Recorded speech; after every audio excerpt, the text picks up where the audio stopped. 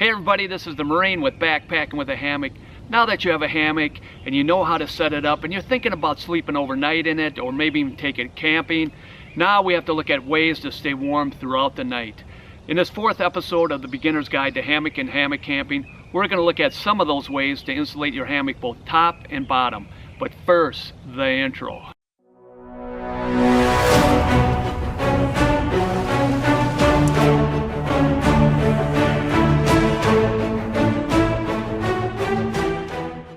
Now when you're just kicking back, napping, or sleeping during the warm summer months, you may need only just a light blanket. But when the temperatures dip below 70 degrees or 21 Celsius, you're going to need some extra insulation. And the reason why is because when you're suspended in the open where circulating air will rob you from heat all around. Now one of the most popular questions people often ask me is, what about using a sleeping bag in a hammock?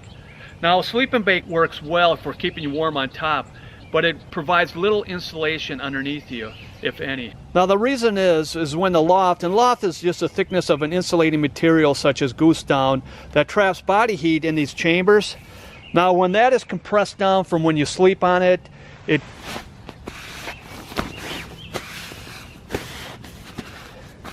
you can see it has no insulating value. Now there are other ways of using a sleeping bag with a hammock. And the first one is like a pea pod. It's a pod system. And basically what you do is you run the hammock through the sleeping bag and it suspends over the hammock. But to do this, you have to have a sleeping bag with a zipper on the end. And if you don't, you may have to make some alterations.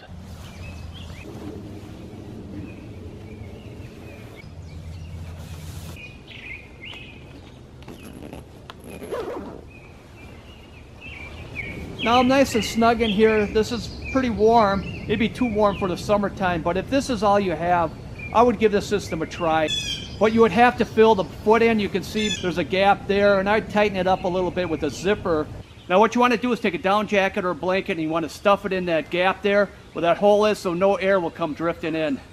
And there would be a gap here you'd have to fill in, so you still would have to use a light blanket in here.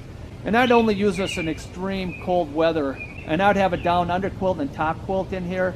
If you're thinking about using a sleeping bag for a pod system, you want to get a wide sleeping bag. First you have to take your sleeping bag and sew on a loop. Then you take a 3-foot shock cord, you tie a carabiner on one end, and you loop it around another carabiner, and you put a toggle in so you can adjust this up and down. When using a sleeping bag, it can be very challenging getting into this hammock. And we're going to look at some of the ways to get in the hammock using a sleeping bag. Now the first way to get in a sleeping bag into the hammock is you step into it on the ground, bring it around.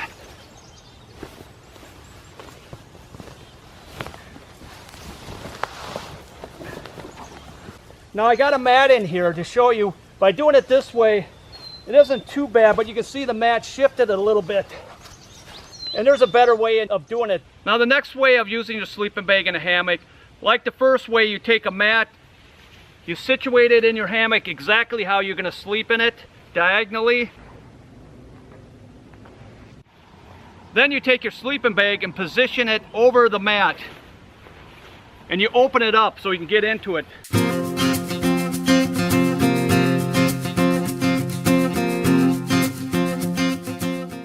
Now this way is easier than the first way because the mat didn't shift. And the mat is where I want it, and the sleeping bag's right on top of the mat. Now the last way to use a sleeping bag, and which I consider the best, is you take the sleeping bag and you zip it down to the foot end about 18 inches. First thing you want to do is make sure you're on the mat. And then you put your feet in the foot box. Now this is a lot easier to get into and it's a lot more comfortable, and I don't need the sleeping bag on my back because again it will squish it and I will have no insulation, which is worthless. So instead of wasting it, I can use it to give me more room. If you have a nice sleeping bag, I wouldn't worry about getting a top quilt. A sleeping bag will work just as well as a top quilt. It may be a little bit bulkier, but it's more versatile. But if you want to lighten the load, you're getting into light backpacking or ultralight backpacking, then you would want to think about getting a top quilt. Now a top quilt is a sleeping bag without the back on it and has a foot box sewn in 18 inches, or you can get snaps in there and you can unsnap it and use it as a blanket. So all you have to do to get in your top quilt put your feet down, slide them right into the foot box. Now it's very easy to get in a top quilt, and like I said earlier, what I love about the top quilt is there's so much room. I can turn, sleep on my side, I can move around, I can put my legs up here, legs over here, very roomy. So again, like I said, when it starts getting cold, what you do is you tuck this in from the inside. So I'll go in and tuck it in. Now when it starts getting cold or freezing cold, you take these two snaps, snap it, put this around your head. Now with this conformed to my body, I can dial this down just perfect. And then what you do if it gets really cold, there's a little cinch on here with a shock cord that goes around. You pull that down.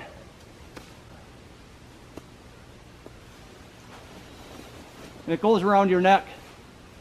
And this way you'll stay nice and warm. Now again, when it gets hot or it gets warm in here, what I can do is open this up and I can regulate the heat. Now when the temperatures drop below 70 degrees, 21 Celsius, and the sleeping bag is not going to provide much insulation, if any, underneath you, you're going to have to think of ways to stay warm. Now one of the ways to stay warm underneath you in a hammock is by using a blanket.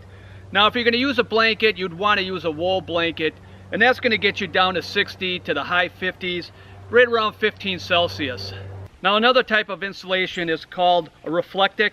This is a windshield reflector, and you put this in your car right above the steering wheel to block the sun coming into your car. And this, you can see, reflects heat. And you put that in your hammock right where your core area is. And that also would be the same as a wool blanket. Maybe you can get down lower in the mid 50s, 14 Celsius. And this would be a good additive. If you had a blanket or some other type of insulation, you could add this on. These are pretty cheap. Now the next style of insulation we're going to look at is an air mattress. Now an air mattress is designed to give you comfort. You have a chamber full of air. Your body on top will heat that air, but if you don't have any insulation underneath it, the cold will rob the heat from there because there's cold, there's nothing underneath it. So it's really important, if you get an air mattress, get an air mattress that has insulation in it. This type of air mattress will get you down to 40, into the high 30s, and that would be about 4 Celsius. Now the next type of insulation we're going to look at is a foam mat. You would want a close-cell foam mat, at least 1/4 of an inch thick, and this will get you down to about freezing, 0 Celsius. And these are great, they're cheap, and that's what makes them so popular, because you can go to a department store and get them. But you really want to get one long enough and especially wide enough, because when you're in there, and I shift around a lot, and if I shift over, my shoulder will be exposed against the hammock and it'll get cold, and I'll get cold spots. So the drawback on this, when you put it in there, you have to sit as still as you can in there. And I'm a flipper and a flopper. I move around in my hammock all the time. And that's why this doesn't work well for me, even though it does provide warmth. If you're thinking about getting a hammock and you're going to use a mat or mattress, I would look at getting a double layer hammock. A double layer is just another layer underneath it where you can slide a mattress in and out of. So when you get into your hammock and you have the mat on top or mattress and you shift around, that mat will shift around and you have to get out and readjust it. This way with the double layer, you put it underneath there. Once you get on it, it holds it firm and it doesn't shift around. Now another type of insulation that's popular in Europe and in Scandinavian country is sheepskin. Sheepskin is very soft on the body and it provides a lot of warmth. The only drawback is it's heavy and bulky. And if you buy one, make sure you buy one that fits you. This one's a little bit small. You can buy these sheepskin rugs fairly cheap. And this will get you down below freezing temperature, 0 Celsius. Now we're going to look at the last type of insulation, which I believe is the best, unfortunately the most expensive, and is called an underquilt. Now there's two types of underquilts. There's a full length underquilt, or there's a partial or 3/4 length underquilt. And a full length underquilt, which is this one, is just that the quilt goes from top to bottom of the hammock. It keeps your head and your feet warm. Now the partial, in this case a 3/4 length underquilt, will keep you warm from the back of your neck down to your calf to your ankle. It keeps your core warm. And the theory is if your core is warm, then the rest of your body is warm, your feet and your head. These are popular with light and ultralight hikers because they're lighter and less bulkier. Now when you get in a partial or 3/4 length underquilt, you have to do some adjusting. Now when I get in there, you can see that the underquilt is not around me, it's underneath me. So you have to reach in, reach over, pull it up, and you get that right behind your neck. You want to make sure on the foot end that the shock cord is over your feet. You can see this 3/4 length underquilt goes right down to my ankle, right below my neck. For 3 seasons, you really don't need a full underquilt because this covers me up pretty well. All I have to do now is I have my head exposed. Now you can see I got this balaclava on. This will keep me warm 3 seasons. When it gets down to freezing weather, 32 degrees, 0 Celsius, then I'll start putting on a hat. And this will keep me warm when winter comes too. My head is really nice and warm, but now I have my feet. If my feet start getting cold when it gets down to 32 degrees, 0 Celsius, now take my seat pad, put it underneath my feet, and this will keep me warm to about 0 degrees, 13, minus 14 Celsius. Now with the partial and the 3/4 length underquilt, you have to make some adjustments. Now the underquilt has shock cord that goes through the underquilt to one end to the other, and it hooks up onto the suspension. There's cord locks on there so you can adjust it by pulling on it. They'll shift the underquilt up or back. Another thing that's important, there's shock cord that goes around the underquilt, and there's a toggle on the end, and you just pull this and tighten it, and it'll bring the underquilt up. And you don't want to do it too tight because there'll be an air gap, or too loose, of course, there'll be an air gap and air will get in there and give you a cold butt. Now with my goose down underquilt, I have a few of them, and they're very expensive, and I look at them as an investment because I do a lot of backpacking, and I really like them. Once you have them, but you really want to protect them because I cannot afford to buy any more. So one way to protect your underquilt is using an underquilt protector. Now this one is by ZQ2Q. And what you do is you open it up and take the end and you hook it onto your suspension.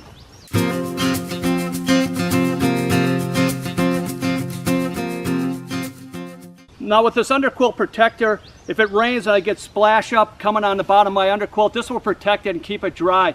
And also you can see it goes from end to end of the hammock, and it keeps the wind from blowing in there, and it gives you extra warmth. And to snug it up, there's a shock cord that runs across the whole length of it. You pull on it, and you cinch down the toggle, and it secures up against it. Now I really suggest you buy an underquilt protector. There's nothing like protection, and I never leave home without it. Now this concludes the 4th episode of the Beginner's Guide to Hammock and Hammock Camping. Now the next episode we're going to look at tarps and how to set them up and how to use them. If you like this video, please hit the like button down below and share. If you found this video to be helpful and insightful, please hit that subscribe button. That just notifies you when the next video is coming out. And more important, if you have any questions or comments, I'd love to hear from you. This is the Marine with Backpacking with a Hammock.